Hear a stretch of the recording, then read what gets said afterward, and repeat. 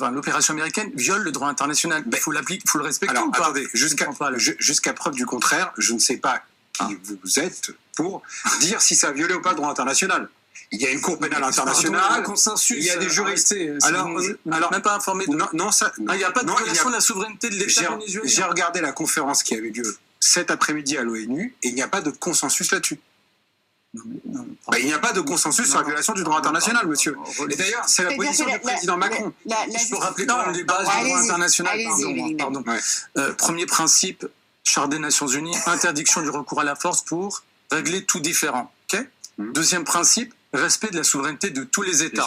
Voilà, donc il ne s'agit pas du respect du chef d'État. Troisième principe, fondateur de l'ONU, parce que, excusez-moi, monsieur le professeur, mais c'est aussi la capacité des peuples à disposer librement de leur avenir. Quand vous avez un tiers d'un peuple, je vous réponds, quand vous avez un tiers d'un peuple qui est chassé par son président, quand vous avez un peuple, je termine, quand vous avez un peuple dans lequel le président décide, lorsqu'il est battu aux élections, de constituer sa propre assemblée constituante et qu'il décide d'être dans un régime dictatorial, ma question c'est en quoi on respecte le droit international lorsque les peuples n'ont pas le droit de disposer eux-mêmes de leur souveraineté. Je suis désolé de vous le dire. Vous connaissez ce troisième principe? Non, mais vous confondez à peu près tout et n'importe quoi. Le principe de l'autodétermination, c'est précisément afin que les peuples puissent devenir des États. Oui. Voilà. Oui. Et interdire notamment l'ingérence. Par le biais d'élections. Ce à quoi on vient d'assister, l'opération américaine relève de ce qu'on appelle un acte d'ingérence qui porte atteinte au principe que vous venez d'évoquer. Je suis désolé. Mais moi, je ne partage pas cette analyse qui dit qu'aujourd'hui...